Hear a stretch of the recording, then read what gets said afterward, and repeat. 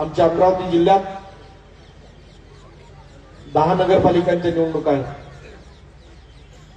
आणि 10 नगर परिषदेच्या निवडणुका असताना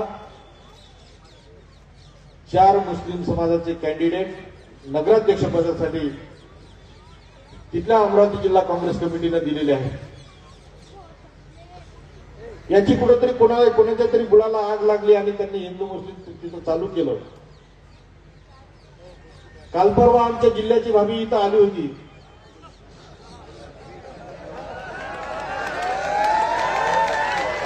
आणि ती जिल्ह्याची भाभी म्हणत होते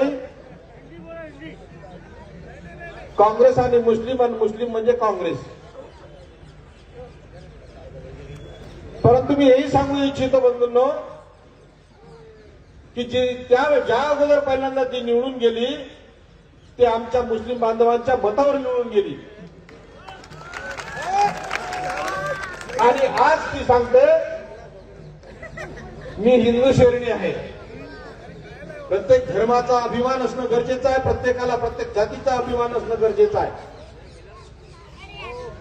परंतु हे देश हा धर्मनिरपेक्ष देश आहे आणि त्या धर्मनिरपेक्ष देशात या अशा पद्धतीचं जर वातावरण तयार करत असतील तर निश्चितच ते कुठेतरी याच्यासाठी कलंक आहे. मला वाटतं इथं सुद्धा आल्यानंतर राहुल गांधी यांनी संविधान हाती घेतील आणि संविधान वाचता येत नाही. आता या येड्याबाईला हे समजत नाही की जो राहुल गांधी देशातला ज्याच्याजवळ मोठमोठ्या डिग्र्या आहेत आणि देश पातळीवरच नव्हे तर जगाच्या पातळीवर त्याचं नाव आहे, जो संविधानासाठी सतत झटत आहे आणि इथल्या लोकशाही वाचवण्यासाठी झटत आहे, ज्याच्या घरात